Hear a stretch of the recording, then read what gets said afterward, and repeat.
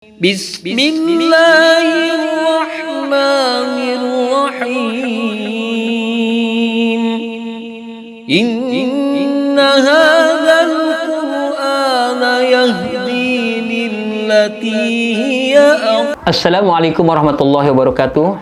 Hamdan wa syukran lillah, salatan wa salaman ala rasulillahi wa alaina ajma'in.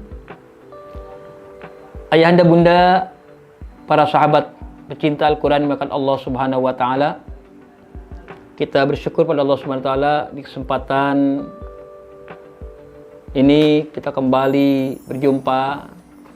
Insyaallah kita akan bahas sebuah tema, yaitu berkaitan tentang sholat qadha, ya.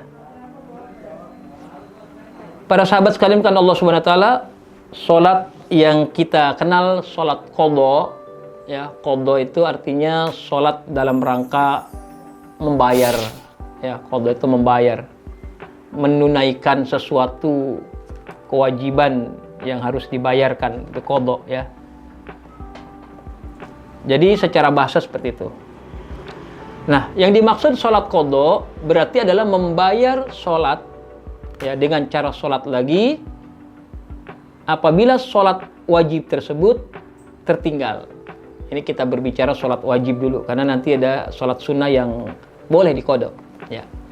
Nanti ada kesimpulannya sendiri, bahwa apabila seseorang tertinggal dalam sholat 5 waktunya, atau meninggalkan sholat 5 waktu, baik sholat subuh maupun sholat maghrib atau sholat isya dan seterusnya, bisa jadi karena dia lupa atau karena ketiduran, ya. Jadi ada dalam penjelasan fikih para ulama itu, a'dzarus sholat itu 2, udzur sholat itu cuma 2, lupa dan juga ketiduran. Ketiduran maknanya tidak ada yang membangunkan, bablas begitu, ya, kebablasan, terlalu pulas, mungkin terlalu capek. Nah ini, sehingga sudah kelewat waktunya, habis waktunya dia baru bangun, atau betul-betul lupa. Nah ini kalau sampai lupa sholat, ya kira-kira kerjaan apa yang sampai kita membuat lupa untuk melaksanakan sholat, ya. Nah, baik, jadi karena 2 itu, atau karena yang ketiga, yaitu karena dia sengaja meninggalkan sholat wajib, ya, yang dimaksud. Nah ini, nah ada segelintir pendapat yang sebenarnya tidak begitu dikuatkan. Apabila orang meninggalkan sholat dengan sengaja, maka sudah tidak perlu diqadha lagi. Dia sudah menanggung dosa besarnya. Ini pendapat seperti ini tidak begitu banyak diikuti, ya, tidak sesuai dengan banyak pendapat para ulama-ulama 4 madhab, ya. Kenapa? Karena setiap sholat 5 waktu yang ditinggalkan, maka wajib dibayar, ya, wajib dibayar. Tidak ada seorang boleh meninggalkan sholat selagi syarat-syaratnya masih ada, akalnya masih sehat, ya. Selagi akalnya masih sehat, maka dia tetap harus menjalankan sholat semampunya, ya. Kalau dia tidak bisa sambil berdiri sempurna seperti sholat biasa, kan diperbolehkan dengan duduk. Kalau tidak mampu duduk, dia berbaring, ya, bukan tiduran, berbaring menghadap kiblat, ya. Kalau sudah tidak bisa betul-betul, baru tiduran, kan begitu, sampai dengan isyarat. Asal akalnya masih sehat, maka kewajiban itu tidak bisa ditinggalkan, ya. Dalam perjalanan sekalipun sebagai seorang musafir, tidak ada keringanan untuk meninggalkan sholat, ya. Jadi seperti itu, kecuali yang udzur syar'i, udzur yang dibenarkan, yaitu wanita dalam keadaan haid, dalam keadaan nifas, kan begitu. Nah itu sudah jelas, bahkan haram hukumnya melaksanakan ibadah sholat. Libur kalau wanita sedang keadaan datang bulan atau sedang keadaan nifas, dan tidak harus diqadha lagi, ya. Nah qadha ini hukumnya wajib. Sebagaimana sholatnya wajib, maka qadhanya menjadi wajib, ya. Kemudian kapankah sholat qadha itu ditunaikan? Apakah disegerakan atau boleh ditunda-tunda? Nah, ini menjadi sebuah persoalan dalam beberapa kajian ilmu fikih, ya. Nah, pendapat yang paling banyak, paling unggul adalah dia harus mensegerakan sholat yang ditinggalkannya itu, atau sholat yang tertinggalnya itu. Segera membayar. Idza zakarta, ya, ketika dia ingat, ya, siapa yang terlupa sholat, ya, maka sholatlah, ya, ketika dia ingat. Nah, itu, ketika dia sudah ada waktu yang luang, ya, langsung sholat. Ya, sholat yang tertinggal itu. Kalau misalnya sholat yang tertinggal adalah atau karena ketiduran tadi tidak yang membangunkan sehingga lewat waktunya, waktu subuh ya, waktu subuh itu ayahanda bunda itu habis ya sampai matahari terbit ya, waktu isyraq itu ya, itu sekitar 1 jam seperempat dari waktu azan subuh. Kalau azan subuh pas 4:30, maka berakhir waktu sholat subuh itu jam 6 kurang 45 menit. Jadi 5:30 udah mepet-mepet tuh, masih ada, segera sholat. Masih ada waktu sedikit, ya.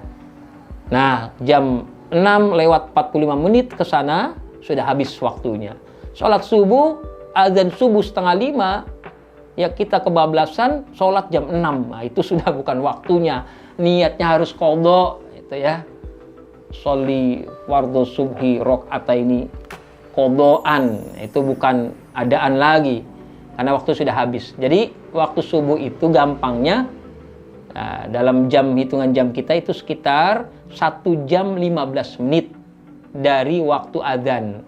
Adzan 4:30, maka 5:30 masih ada ya sampai 1/4 berikutnya yaitu 45 menit. Nah, 45 menit ke sana ya udah habis waktunya gitu. Maka segera ya, poinnya qadhonya langsung dibayar saat itu, bukan menunggu zuhur, bukan menunggu besok. Aduh, ya tertinggal saya sholat ini, nah, mendingan besok saja deh, ya. Tidak, tapi langsung saat itu. Idza dzakarta, ketika lu ingat. Itu waktunya. Itu yang pendapat yang banyak disampaikan oleh para ulama. Ya, sebab apa? Dikhawatirkan kalau kita tunda-tunda, ternyata kita ya ditakdirkan Allah meninggal padahal kita belum bayar sholat. Dan seperti itu. Belum mengqadha sholat. Ternyata kita meninggal gara-gara menunda-nunda itu. Padahal waktunya ada. Nah, jadi tidak tepat kalau kemudian dijelaskan sebagai boleh ditunda-tunda ya. Selagi tidak ada kesibukan yang sangat syar'i, maka segera kerjakan qadha itu. Jangan ditunda-tunda. Ya, berapa lama sih kita sholat? Ya, gitu. Nah, adapun pendapat yang kalau orang meninggalkan sholat dengan sengaja tidak perlu diqadha lagi, ini pendapat yang keliru. Karena nanti para ulama menjelaskan nanti diakibatkan banyak orang yang meremehkan sholat. Ya, seringkali para ulama menyampaikan dalam akidah Ahlussunnah wal Jamaah, kalau ada orang meninggalkan sholat 5 waktu dengan sengaja dan dia meyakini bahwa sholat itu tidak wajib baginya, maka rusak akidahnya. Dia harus syahadat lagi. Kenapa? Karena dia menyatakan satu rukun daripada rukun Islam sebagai bukan satu kewajiban. Nah, berbahaya ini. Ya, kecuali dia meninggalkan sholatnya karena malas saja, karena belum mau. Tapi dalam hatinya dia tetap meyakini sholat itu wajib. Nah, ini berarti dia meninggalkan sholat dengan gampang. Nah, ini ya tetap hukumnya harus diqadha ya. Dan dia dihukumi dosa besar tentunya, sengaja meninggalkan sholat dengan malas. Ya, bahkan kita sudah bahas ya, meninggalkan sholat wajib dengan sengaja itu dosanya bahkan lebih besar dari dosa pezina, lebih besar dari dosa pemabuk, lebih besar dari dosa yang orang membunuh sekalipun. Itu karena utamanya sholat, ya, karena utamanya sholat ini. Baik. Para sahabat sekalian karena Allah Subhanahu wa taala, ya. Dalam mazhab Imam Syafi'i, setelah saya kaji, kita simpulkan saja ya. bahwa dalam kesimpulannya dalam mazhab Syafi'i yang mayoritas umat Islam di Indonesia menganut, ya, apabila ketinggalan sembahyang yang fardu yang wajib harus diqadha. Satu, ya, andaikan ketinggalan itu karena udzur yang memaksa dia, udzur yang tidak bisa ditinggalkan, ya, tidak bisa melaksanakan sholat, ya, tidak bisa melaksanakan sholat saat itu, misalnya nggak bisa berwudu, nggak bisa tayamum, ya, kalau dalam fikih itu ada faqidut tahurain, dia tidak bisa wudu, tidak bisa tayamum, dia tidak dari dua suci dengan air dengan debu itu dia nggak bisa. Nah, itu sama sekali nggak bisa sholat. Udah, maka nanti orang seperti itu sholatnya sholat lihurmatil waktu gitu ya. Sholat mah sholat, nggak wudu, nggak tayamum, karena tidak punya kesempatan, nggak bisa. Nah, maka sholat mah sholat, tapi sholatnya sholat lihurmatil waktu, untuk menghormati waktu saja. Nah, sholat seperti itu harus dibayar ketika dia sudah bisa wudu, bisa tayamum, bisa seperti biasa, waktu seperti biasa ya. Jadi seperti itu. Kemudian diqadha dengan segera.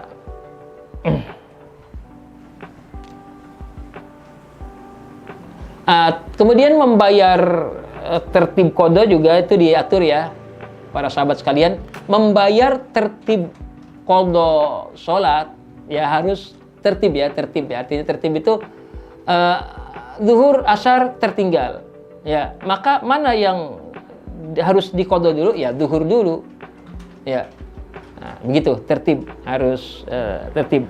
Mana yang duluan, maka itu yang dibayar duluan. Kemudian ada penjelasan, ayahanda bunda, ya, kalau seandainya seorang ingin mengqadha sholat sunnah, bagaimana hukumnya? Nah, kalau sunnah itu menjadi satu kebiasaannya, ya, yang hampir dia tidak pernah meninggalkan sholat sunnah itu, seperti sholat sunnah rawatib ya. Sholat sunnah rawatib, sholat sunnah yang mengiring-iringi sholat fardu, ya, qobliyah atau ba'diyah, ya, dia hampir tidak pernah meninggalkannya. Kemudian satu waktu memaksa dia untuk langsung sholat berjamaah karena waktunya sudah mau habis untuk sama imam ya. Kalau dia sunnah dulu, maka ketinggalan imam berjamaah. Maka yang seperti itu boleh diqadha karena dia sudah terbiasa.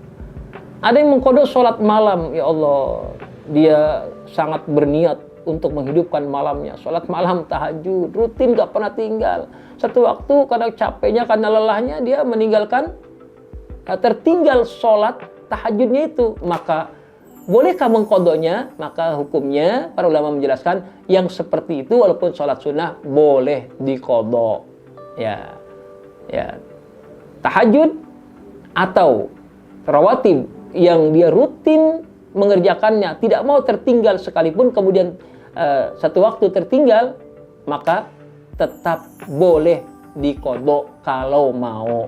Tidak wajib juga karena sholatnya sholat sunnah. Kalau dia mau, tetap hukumnya menjadi sholat sunnah. Nah itu ya bunda. Jadi itu.